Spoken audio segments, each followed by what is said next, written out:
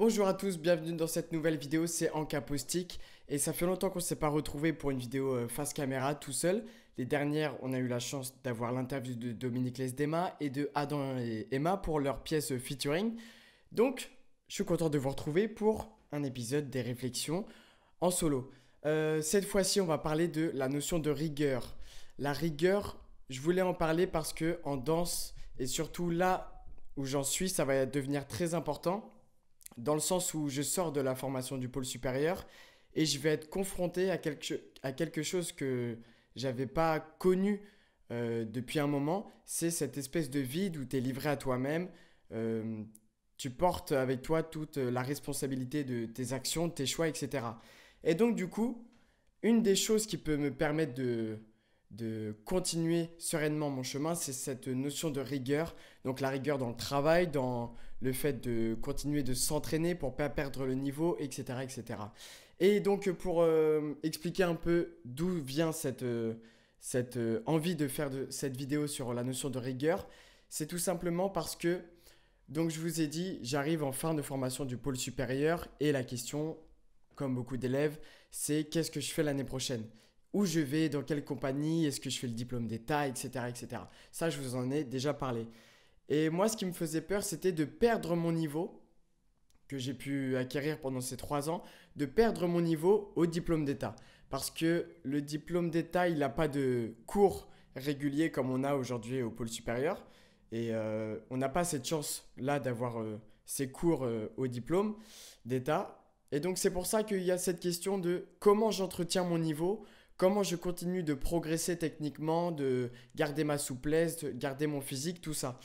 Et c'est vraiment une question qui m'a traversé l'esprit pendant un long moment, parce que pendant longtemps, je voulais faire le diplôme d'État l'année prochaine, et j'annonce ici que non, en fait. J'ai plus envie de le faire. Je vais me concentrer sur Fantasy Minor pour histoire de faire l'intermittence, etc.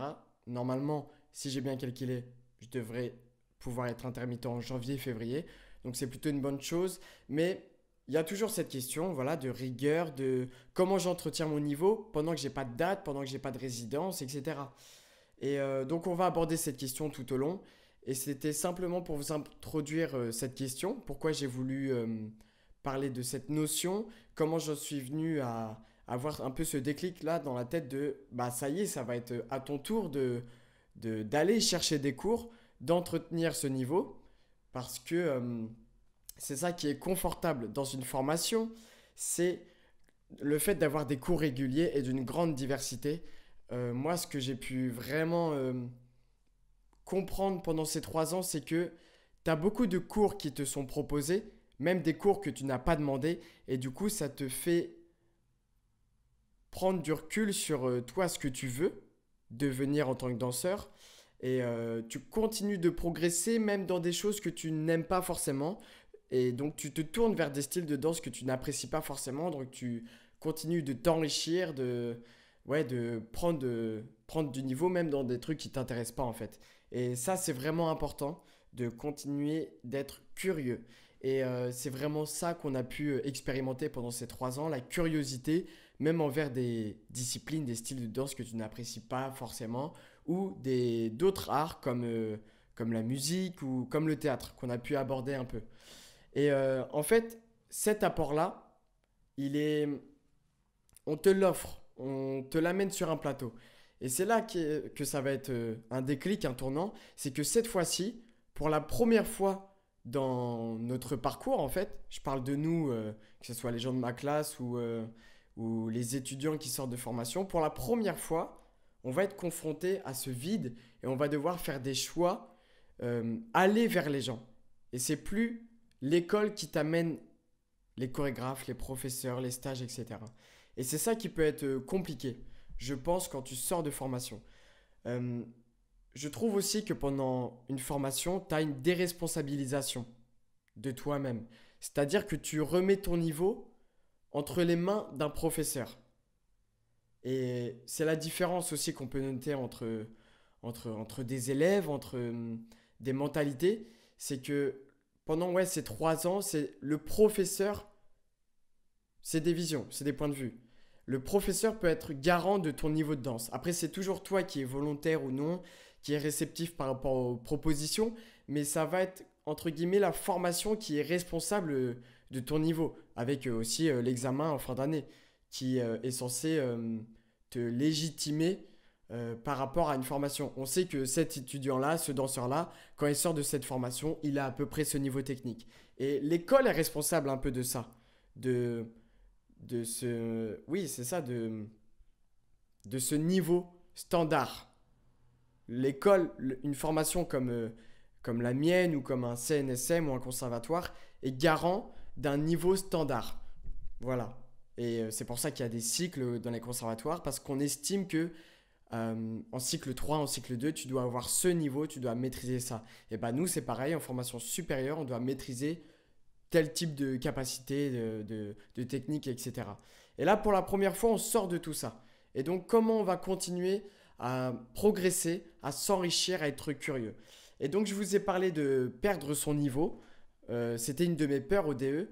En fait, ça a été une de mes peurs parce qu'un jour, on a reçu une étudiante ancienne diplômée du PSPBB et qui n'a pas fait le DE, mais qui avait des amis qui avaient fait le DE.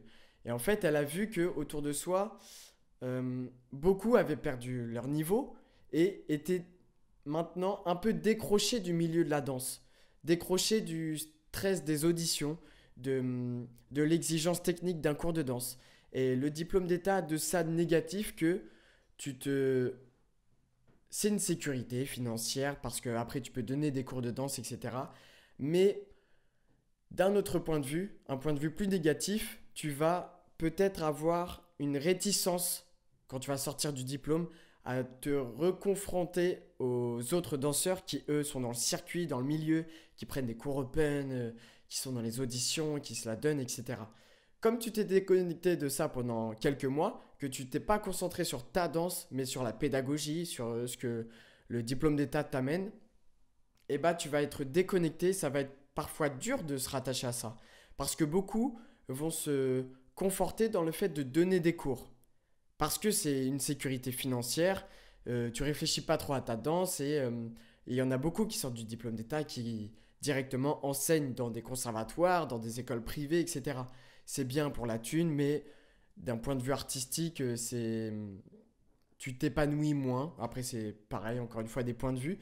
Tu t'épanouis moins ou du moins tu vas plus faire cet effort d'aller te risquer dans les auditions, les compagnies, les stages, etc. Donc c'est ça qui peut être un peu compliqué. Et moi, ce qui m'a fait me dire que ça y est, je quitte ce schéma de pensée de formation supérieure, puis après diplôme d'état, c'est que vous savez, j'ai eu la chance de pouvoir tourner beaucoup avec Fantasy Minor. Là, pendant la saison 2023-2024, on a peut-être une trentaine de dates. Donc plus le mois de mai qui a été chargé, le mois de juin aussi, là en ce moment, qui va être pas mal. Il y a moyen de faire l'intermittence. Du coup, j'ai plus ce stress-là de qu'est-ce que je fais l'année prochaine. Est-ce que je vais dans une formation au diplôme d'état qui, bon, euh, peut me plaire parce que j'ai envie d'enseigner plus tard, mais c'est une sécurité financière, tout ça. J'ai plus ce stress-là, Dieu merci. Et le déclic, ça a été quand j'ai pu jouer à l'espace 1789. Et donc j'ai annoncé à ma directrice et à un ami qui était là que je ne ferais pas le diplôme d'état, que j'irais tourner avec Fantasy Minor pour faire mes cachets, mon intermittence, tout ça. Et ils m'ont conforté dans ce choix en fait. Ils m'ont conforté dans ce choix de vas-y, go, on est parti pour danser parce que le physique adéquat pour être sur scène ne dure pas toute une vie et cette chance de pouvoir faire l'intermittence, elle est vraiment unique. Et peut-être que si j'avais fait le diplôme d'état, et c'est même sûr en fait, j'aurais dû refuser des dates, donc j'aurais pas pu faire l'intermittence. On s'écarte un peu du sujet de la rigueur, mais vous allez voir, j'y viens. Donc j'avais cette peur de faire le diplôme d'état, de perdre mon niveau.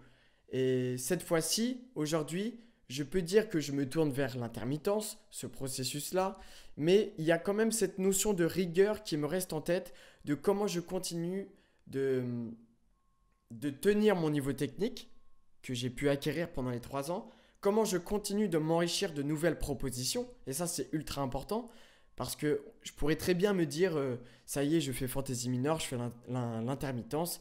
Après, je fais le diplôme d'État et après, je retourne faire ce, ce- cet aspect d'enseignement.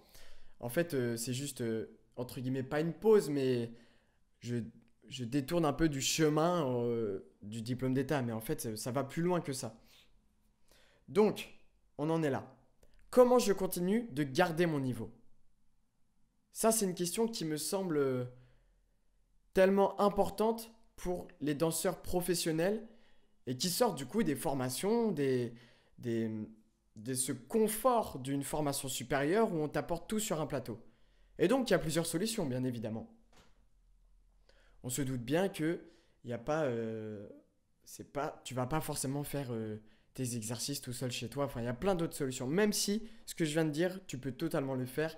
Et c'est vers ce quoi moi aussi j'ai un peu envie de me tourner. Donc, pour éclaircir le tout, première solution, les cours open.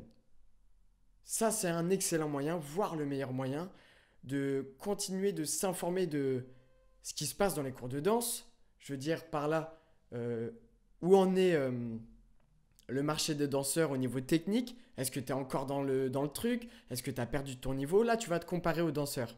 Parce qu'en résidence, en création, on va plus miser sur de la personnalité, sur l'aspect artistique. Donc, je veux dire par là que la technique en résidence, en création, elle est judicieuse à certains moments, mais ce qui compte, c'est de faire une bonne création. Et des fois, il n'y a pas besoin d'avoir une technique gigantesque pour faire une bonne création.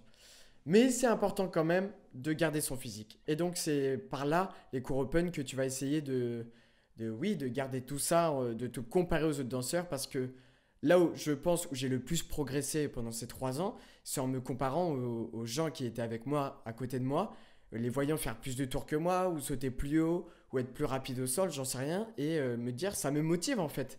Ça me motive de me dépasser pour aller chercher ces capacités que je n'ai pas forcément, tu vois. Et j'ai un exemple très précis en tête d'un mec de ma classe qui saute très haut. Ben, j'avais envie de sauter très haut comme lui. Et du coup, à chaque fois qu'on faisait des exercices de saut, dans ma tête, sans le montrer ou sans le dire ou quoi, je me disais, allez, cette fois, on va essayer d'aller le titiller, d'aller sauter aussi haut que lui, etc. Et c'est comme ça que je progressais. Et donc, si je perds ce côté-là dans les cours de danse, comment je peux progresser? Comment je peux me mettre en concurrence avec les autres danseurs? Et ça, je pense que c'est important. Même si la concurrence a des aspects négatifs, que ça fout du stress, mais des fois c'est un bon coup de pied au cul, tu vois.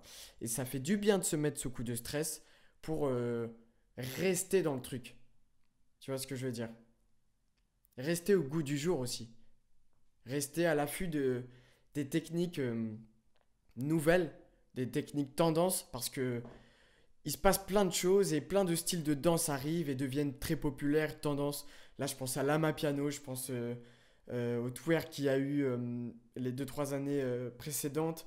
Tout le côté house qu'il y a beaucoup maintenant. Et je veux dire que si tu te lances dans la résidence, la création et que tu t'éloignes de ce côté-là et que tu te confortes sur ton niveau de ça y est, je suis intermittent professionnel, et ben en fait, ton niveau, il peut vite devenir pas dépassé, mais un peu quand même. Tu peux ne plus être à la mode où les chorégraphes peuvent avoir envie de passer à autre chose, à un autre style de danse. Et si toi, tu fais pas l'effort de t'entraîner pour aller vers ces nouveautés, je pense que c'est compliqué quand tu essayes de faire une carrière et tu essayes de toujours être frais pour être là quand les chorégraphes ont des demandes précises.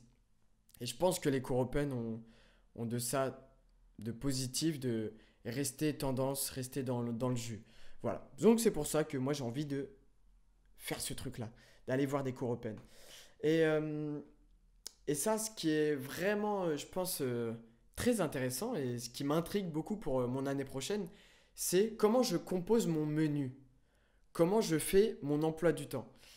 Euh, Là, pendant nos semaines au pôle supérieur, on nous fait nos emplois du temps, on nous dit, tiens, tu vas faire telle technique pendant la semaine, tu as 2 cours de classique, 2 cours de Horton, je ne sais quoi, etc. Mais là, qu'est-ce que tu vas mettre en place pour, dans ta semaine, avoir, je sais pas, ça dépend de toi, mais un apport en moderne jazz, en contemporain, en classique, en hip-hop, en house. Tu vas te faire ton menu en fait de cours pour passer d'un style à l'autre, pour progresser dans ta technique de base, mais aussi approfondir une technique qui t'intéresse, etc., etc. Et ça, cet aspect-là m'intéresse beaucoup parce que tu es maître de ton corps, de ta danse, et tu te fais ton propre planning pour toujours essayer de coller à l'image du danseur que tu aimerais être.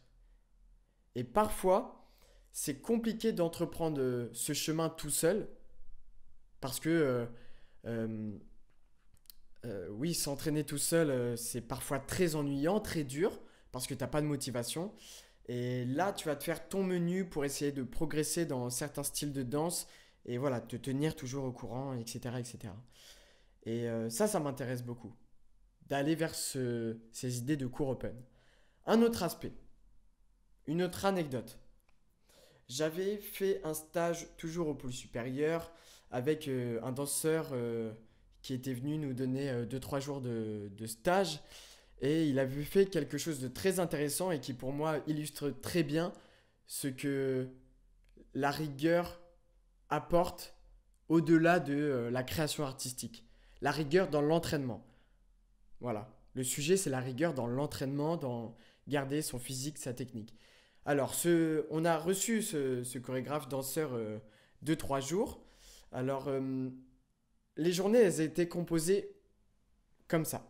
Le matin, on faisait des cours normaux avec une technique plutôt classique, Horton. Et donc, on faisait tous les exercices normaux, en fait. Je sais pas, des dégagés, des pliés, des tours, des diagonales, une variation. Et ça n'avait rien à voir avec ce qu'on faisait par la suite l'après-midi. L'après-midi, on faisait une création, on faisait des impros de théâtre, rien à voir vraiment avec ce qu'on faisait le matin. Et je l'ai questionné là-dessus, bien sûr, sur pourquoi il y avait une telle dissociation entre les deux.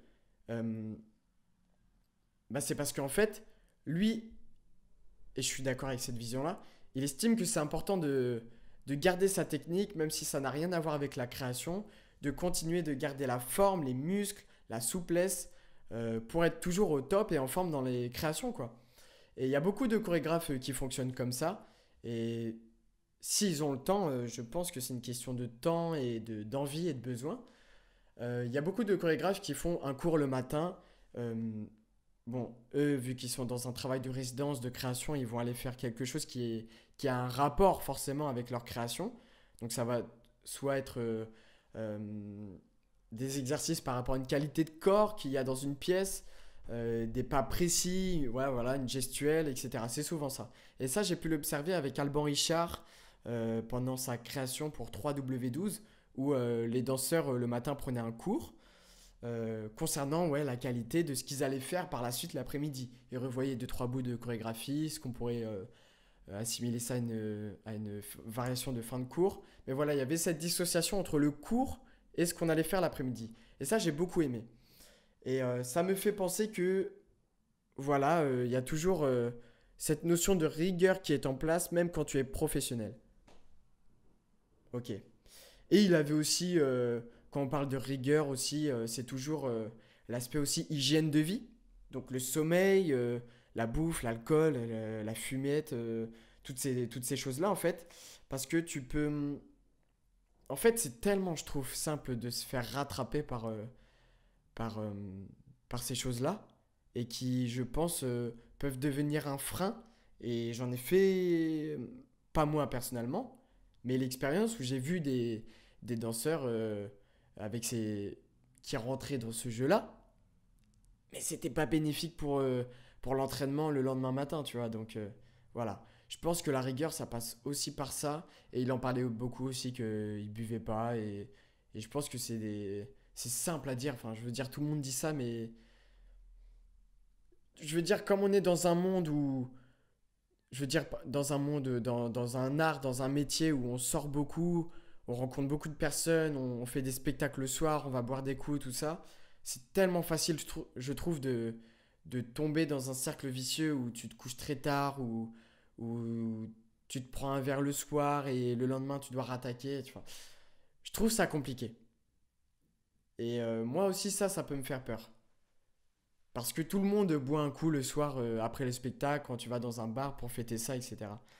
Et c'est facile de tomber là-dedans. Voilà, bon.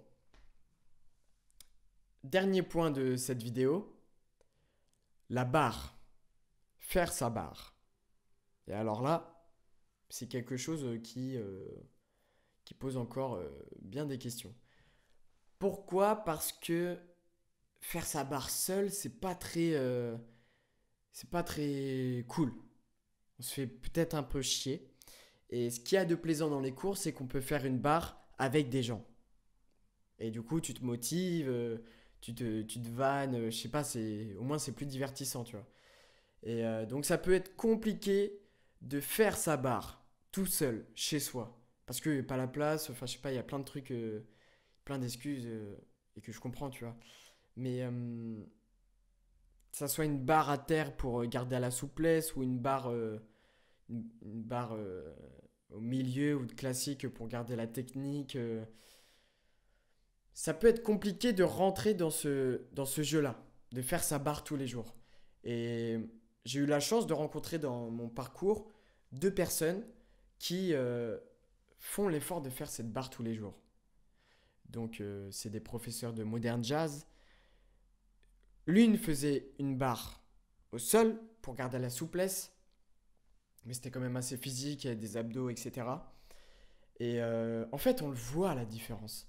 C'est fou, mais ces deux danseurs, professeurs, chorégraphes, etc., que j'ai en tête, on voit la différence physiquement entre quelqu'un qui fait sa barre tous les jours, qui continue de progresser techniquement, ou au moins de s'entretenir. Je veux dire, on va pas forcément indéfiniment chercher à lever la jambe toujours plus haut. Enfin, si, en vrai, si, totalement. Mais il y a peut-être des limites à ses capacités corporelles. On peut essayer un peu de se dépasser soi-même, mais au moins de s'entretenir, de garder un niveau. Et avec l'âge, forcément, il y a des choses qui changent. Ça, je ne peux pas en faire l'expérience tout de suite, mais il y a des choses qui changent et c'est normal. Bon, bref. Donc l'une faisait la barre au sol et un autre une barre plus classique au milieu. Et en fait, ils ont un physique de malade et ils tiennent encore tellement bien dans les cours de danse et ils se la donnent tellement encore quand ils dansent. Et on voit la différence avec des professeurs qui font pas, qui n'ont pas cette rigueur peut-être dans l'hygiène de vie ou dans le fait de faire sa barre. Et ça, on le voit tellement en fait. Et j'ai des exemples en tête de personnes qui ne font pas peut-être moins rigoureux sur l'hygiène de vie ou sur le fait de s'entretenir physiquement et qui ont 40 ans et qui sont dans un certain état.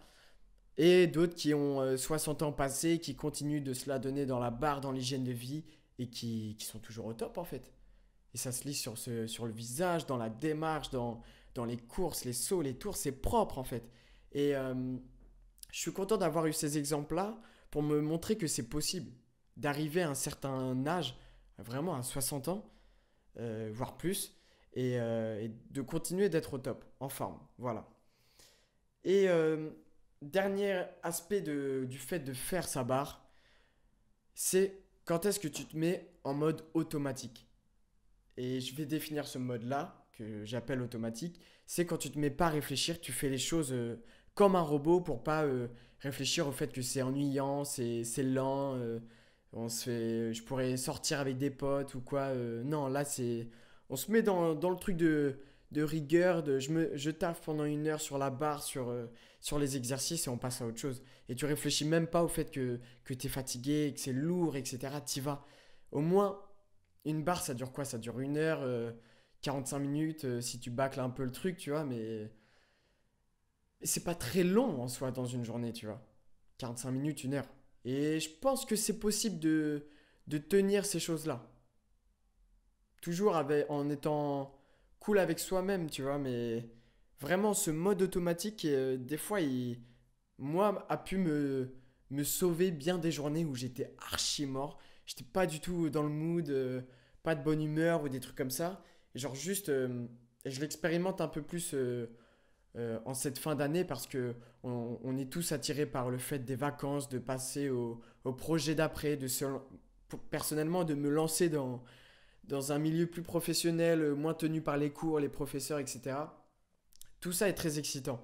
Et donc forcément, l'esprit se libère un peu pendant les cours et il pense à autre chose. Mais là, le dernier mois qui reste, en fait, quand je vais en cours, Je me dis, allez, c'est quoi, c'est 1h30, ça x2 pendant une journée, puis après on passe à autre chose en fait. Juste, je m'entretiens techniquement, le physique, etc. Et basta, et on passe à autre chose. Et je pense chercher, et je sais pas si j'ai trouvé, tu vois, mais je pense chercher cette même rigueur dans les tâches plus, plus administratives, tu vois, en fait. Quand tu dois trier tes mails, répondre, voir les histoires de planning, est-ce que tu es là à tel moment pour tourner dans tel endroit, les billets de train, des trucs comme ça, des trucs banals, ouais, les trucs administratifs, des trucs comme ça, en fait. Et c'est... Et ça devient tellement plus simple, en fait. Quand tu te mets dans ce mode automatique, que tu réfléchis même pas à la pesanteur de la situation, d'à quel point tu te fais chier, tu fais, et puis basta, et puis le reste de la journée, tu passes à autre chose. Et c'est ce que j'aime retrouver, moi, quand j'ai le temps de travailler chez moi, tout seul, à faire mes créations, à faire les vidéos, etc. C'est que je me mets des horaires, en fait, comme ce qu'on peut avoir en cours, et je me dis qu'à 19h, c'est fini. Là, il est 18h, tu vois, à 19h, normalement, je déconnecte, je taffe plus, tu vois, je me concentre sur, je sais pas, autre chose, les jeux vidéo, divertissement, des trucs comme ça. Et par exemple, les mails, quand je suis en week-end, j'ai le temps pour ça. Enfin, j'ai une journée de taf devant moi, tranquille. Je me dis, vas-y, les mails, les trucs administratifs, je kiffe pas forcément, mais ça, je le fais 1 heure le matin et on n'en parle plus. Et si j'ai pas fini dans cette heure-là, bon, on fera ça la journée d'après, tu vois. Et c'est juste ce mode automatique qu'il faut se mettre des fois pour ne pas ressentir la pesanteur de la situation. Quand des fois c'est un peu chiant, quand la barre elle est un peu ennuyante. Quand la barre elle est un peu ennuyante, peut-être changer un ou deux exercices, un ou deux mouvements, la musique, ça peut faire du bien. Voilà. Bon, bref. Tout ça pour dire que l'année prochaine, c'est décisif. L'année prochaine, on teste plein de choses. Je vais essayer de plus m'engager sur YouTube parce que j'aurai plus de temps, j'aurai des longues périodes de creux d'1 mois. Et, et c'est ça, en fait, quelque part, moi qui m'excite. Là, je vous fais part de mon état d'esprit d'aujourd'hui et j'en parlais encore là il y a 1 heure, 2 heures avec des amis de la danse. C'est excitant. Et on est tous stressés pour ce qui se passe l'année prochaine.